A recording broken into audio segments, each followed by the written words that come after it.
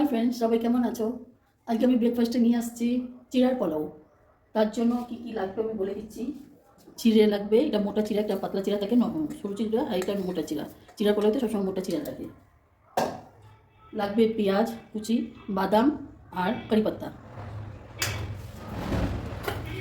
আর আমি তাড়াতাড়ি করার জন্য এটা গাজর, আলু আর পেঁয়াজকলি আগে থেকে ভেজে রেখে দিয়েছি। এটা আমি কালকে ভাজা আছে, আমি আজকে আর ভাজা করে দেখালাম না। আপনারা এরকম ছোটো ছোটো করে কেটে এই তেলে নুন হলুদ দিয়ে কাঁচা লঙ্কা চিড়ে দিয়ে ভেজে দেবেন, ব্যাস আর কিছু না। আমার এটা তাড়াতাড়ি করার জন্য এই জিনিসটা আমি করে রাখি সবসময়। আপনি উপমাতে এরকম করতে পারবেন, আবার চিড়া পোলাওতেও করতে পারবেন, ভাত ভাজাও করতে পারবেন। করে রেখে দিলে সুবিধা হয়, তাড়াতাড়ি হয়ে যায় ব্রেকফাস্টটা। তাই আমি আগে থেকে করে রেখেছি। পিছনে খালি নুন হলুদ একটু মিষ্টি দিয়ে ভাজা, তেল দিয়ে। আমি গ্যাসটা ধরিয়ে দিয়েছি, তেল দিয়ে দিচ্ছি। তেলটা গরম হতে থাক।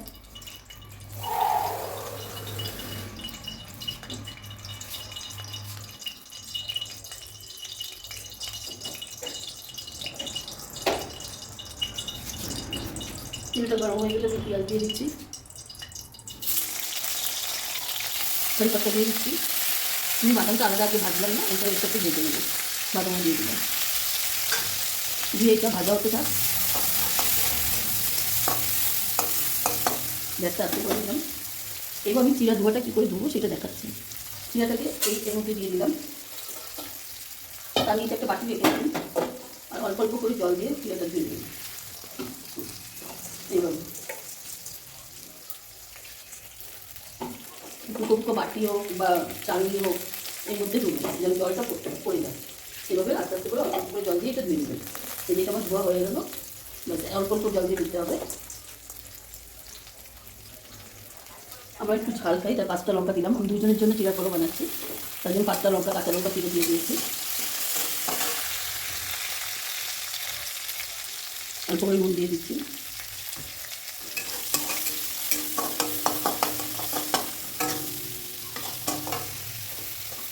জলটা দেখেন সব অল্প অল্প করে পড়ে দেবে।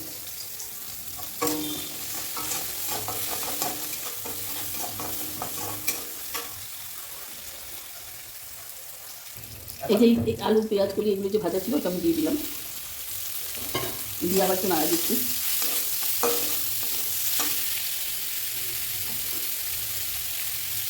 এবার স্বাদ যে জন্য একটু চিনি দিয়ে দিচ্ছি।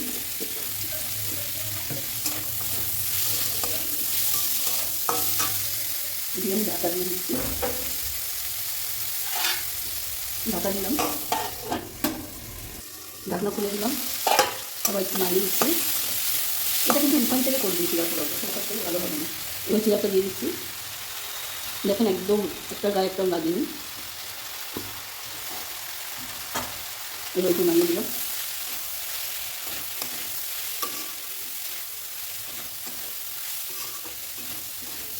আমি আর হলুদ এখন দিইনি, যদি আপনাদের ভাজাতে কম লাগে তখন হলুদটা দিবেন। আমি তো হালকা সাদা সাদা টাইপের লাগছে।